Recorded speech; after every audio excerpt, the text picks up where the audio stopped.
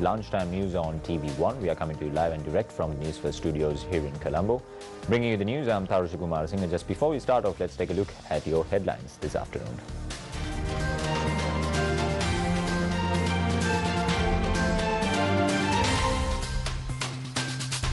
Explosives and weapons found in Samanture during a special search operation. Search operations continue in the area. President advises to deploy additional personnel to religious places of worship and schools. International Labour Day today. Major political parties refrain from holding rallies due to the prevailing situation. 26th memorial of late former President Ranasinghe Premadasa falls today.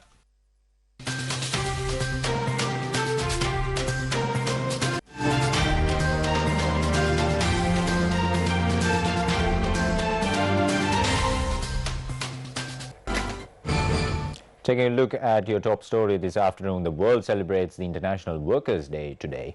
The theme of Labour Day 2019 is the role of social stakeholders in a sustainable retirement scheme for all.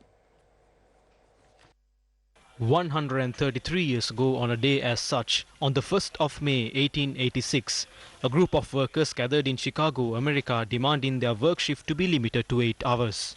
Over 1,000 workers held slogans and raised voice for the movement on that day. After 3 days, the number of workers involved in the movement significantly surpassed 65,000. 3rd of May 1886 is the most decisive day of the historical revolution. Armed police officers, backed by those of higher social hierarchy, attacked the workers, leading to the death of 4. To protest against the attack, the workers flooded the Haymarket Square, which developed into a riot. Tension between the protesters and the police arose, causing the death of a police officer due to a bomb explosion. The riot further escalated, which resulted in the death of 6 police officers. The amount of workers who lost their lives during the riot is unknown even at present. Augustus Spice, Albert Parsons, Adolph Fisher, George Engel, Samuel Fielden, Louis Ling, Michael Schwab, and Oscar Nibe, who were the frontline leaders of the May Day Revolution, was arrested and was filed with court cases. Oscar Nibe was remanded for 15 years, while Samuel Fielden and Michael Schwab were given life sentence. The other 5 were sentenced to death. The International Labour Organization decided in 1889 that those who shed blood demanding an 8-hour shift on behalf of all labourers world across should be remembered for their eternal struggle. Therefore, the 1st of May was declared the International Workers' Day. Headline making news now. The major political parties and the civil organizations have decided not to hold May Day rallies in line with the International Labour Day celebrations due to the prevailing crisis situation in the country now. However, several political parties celebrated the May Day today. The Sri Lanka Freedom Party will celebrate the May Day under the auspices of President Maithripala Sirisena at the Sri Lanka Foundation Institute this evening under the theme of Arakshita Maubimak, Java Piri Vadabimak. The JVP will hold a special program in line with the May Day at the JVP head office in Palawatta, Battaramulla. The United National Party has not planned any ceremony to celebrate May Day this year. The Sri Lanka Podujana Perumna will hold a special May Day program at the Kotte Municipal Council.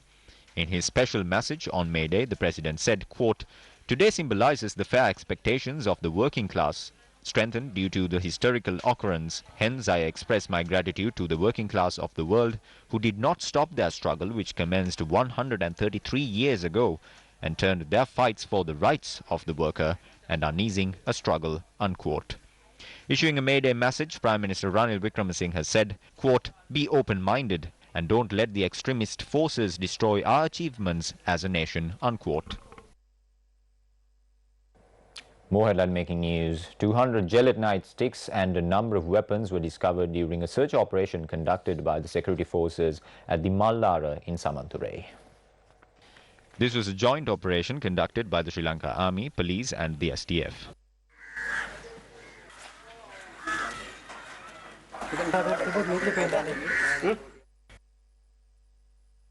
Three T-56 magazines, 7 bullets of a shotgun, 40-meter detonator wires, 2 pistols and a number of other weapons were discovered.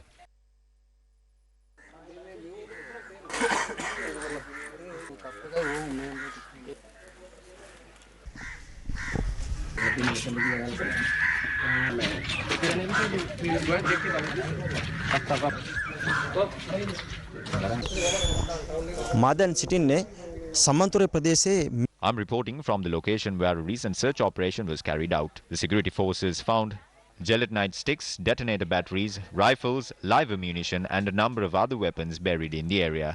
සැලකිය යුතු අවිවාද ප්‍රමාණයක් මේ අවස්ථාවේදී සොයාගෙන තිබෙනවා.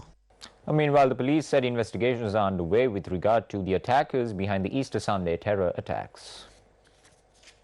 A hand grenade was found near a water tank in Namalgamua, Galnava, Anuradhapura. The owner of the water tank had informed the police when he discovered the hand grenade. Later, the bomb disposal unit of the Navy training school in Mahava took measures to defuse the bomb. 80 live bullets, ammunition and a set of army equipment were found by the Kahtagas Digilia police based on a tip-off received.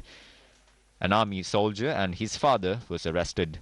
The suspects will be produced before the Anuradhapura Magistrates Court today. 30 suspects were arrested in Indigaskatia Baddegama this morning. They are residents from different areas and the arrests were made when the suspects failed to prove their identity. The University Grants Commission said that operations have been launched to ensure security at every university. The Commission said that the police and the tri-forces have been deployed for this purpose. Lecture halls, laboratories, libraries and residential premises as well as open spaces of universities will be subject to a special search operation. The University Grants Commission said the students will be informed of the date of the opening of each university based on the report issued by the security forces. Additionally, the Commission has issued a series of instructions for the students to follow after reopening universities and higher education institutions. As instructed, students are advised to always keep their identity cards in possession and to assist the security forces to inspect all baggage and vehicles before entering the premises. All clothing which covers the face resulting in difficulties in identifying a person is therefore banned and outsiders are prohibited from entering the university hostels. Now, the President has advised the IGP and the commanders of the tri-forces to deploy additional personnel to ensure the safety of all religious places of worship and schools. The President's media division stated this in a Twitter message. More headline-making news now. The memorial of the late former President Ranasinghe Premadasa was held in Colombo today. In more local news now, MP Lakshman Yapabe Vardhan expressed these views at a media briefing.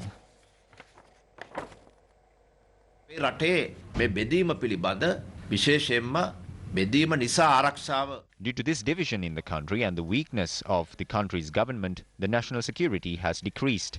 The President and the Prime Minister is saying that the government should take responsibility for it. Champika Ranawaka is saying that the government should be held responsible for it. Every other minister is saying that someone should take the responsibility for this. But we are asking, who is the government? Who will take the responsibility for it? Don't they represent the government? If the government is to take the responsibility, it should be taken by the people who runs the government, not the opposition.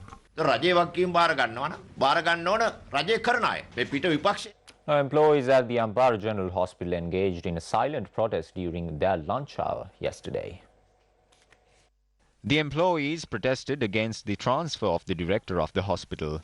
The Mahasangha and the Catholic religious leaders were also present to support the protest. The doctor of this hospital has been transferred. The residents, employees and the Mahasangha of Digamadulla is deeply shocked about the appointment of a new director. Still in local news, the Islamic State affiliate group has issued a direct threat to carry out attacks in India and Bangladesh. According to a report by the Times of India, the ISIS has appointed Abu Muhammad al-Bengali as a new emir, also known as the chief, in Bangladesh. An ISIS poster said, "If you think you have silenced the soldiers of the Khalifa in Bengal and Hind, and you are certain about that, then listen, we men are never to be silenced, and our thirst for revenge is never to be faded away." The new security threat comes a day after ISIS carried out a minor explosion near a cinema hall theatre in Dhaka. The explosion did not result in any casualties, but a few policemen sustained injuries in the blast. On to some weather-related news now. The Indian Meteorological Office said Cyclone Fani is expected to intensify into an extremely severe storm. Scientists at Hyderabad Meteorological Department said the storm will continue until the 2nd or 3rd of May. Fani is generating maximum sustained winds of 85 knots or about 157 kilometers per hour, according to a storm advisory from the US Navy's Joint Typhoon Warning Center. India's meteorological office has forecast heavy rainfall in Odisha and in some parts of the state in Andhra Pradesh in the next few days. Fishing activities remained banned in the coastal areas and all the boats have been docked on the shores. At least 60 people were killed in lightning strikes and by collapsing houses during a thunderstorm across northern and western India earlier this month. Cyclone Fani will be the third to hit the coastal areas after Cyclone Gaja and Cyclone Titli. Cyclones in the Bay of Bengal are common at this time of the year. They often cause deaths, mass evacuations of coastal villages, disruption of power and phone services, as well as damage to crops and property in southeastern India and Bangladesh. Now, Saudi Arabia advised its nationals to leave Sri Lanka, citing the kingdom's embassy in Colombo. The embassy said in a tweet, I quote, "Due to the current security situation in the Republic of Sri Lanka, the embassy advises citizens in Sri Lanka to leave," end quote. The memorial of the late former President Ranasinghe Premadasa was held in Colombo today. The commemoration ceremony was held at the Premadasa statue premises under the auspices of President Maithripala Sirisena. Prime Minister Ranil Wickremesinghe, Deputy Leader of the United National Party, Minister Sathit Premadasa and other ministers and MPs attended the ceremony. Wife of the late President, Mrs. Hema Premadasa and other family members were also present. The ceremony began following religious observances. Buddhang saranang gacchami. Dhammang saranang gacchami. Dhammang saranang gacchami. Sanghang saranang gacchami.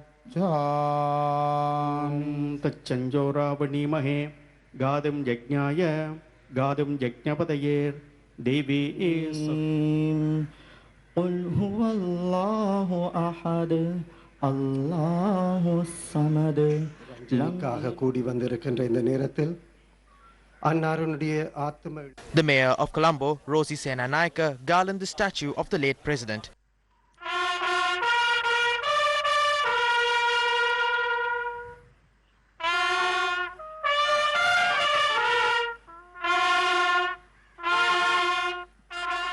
And the president and the prime minister paid floral tributes as well.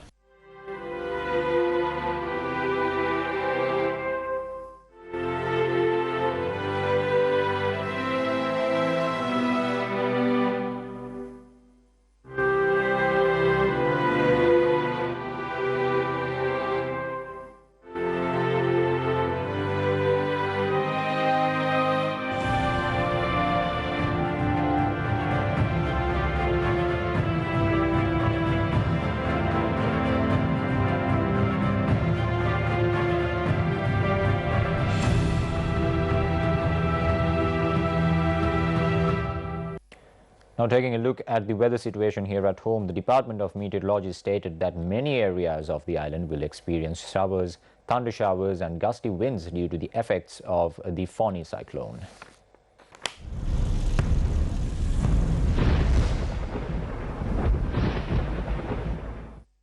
Issuing an advisory, the Met Department said the extremely severe cyclonic storm Fani is likely to intensify further and move north-northeastwards. Cloudy skies, strong winds and showery conditions are expected to continue over the island and surrounding sea areas. Strong winds up to 60 km per hour can be expected over the island, particularly in central hill areas, northern, north central, Uva and southern provinces and in Puttlam, Trincomalee and Batticaloa districts. Heavy falls about 100 to 150 millimeters can be expected at some places in Sabaragamuwa, central, southern, western and northwestern provinces.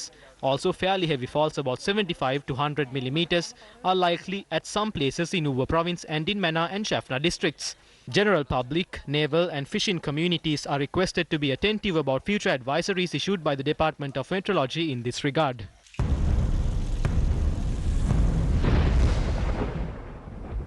And with that, it's a wrap of lunchtime news for today. And remember to stay ahead. You need to stay close to News First. For that, just simply log on to our website.